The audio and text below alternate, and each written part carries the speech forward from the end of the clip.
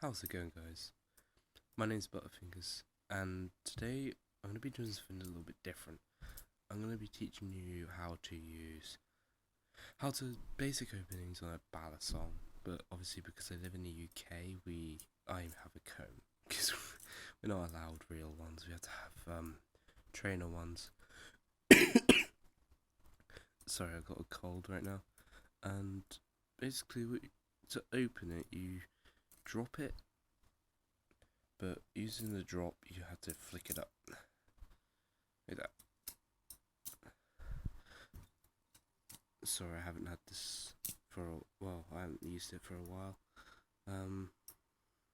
Yeah, you just drop it and flick it up. You use the momentum from dropping it and then flick your wrist, but while you do that you got to move your thumb, otherwise it's not gonna do it. So, another way is to, well, if it's this way, obviously it's not going to come out the right way, but you can flick it forward, and sort of, I'm not very good at that one, or you could just grab the bite handle and flick it up. So that's the easier way to do it. Yeah. That will be all for today. That's all I have time for, really.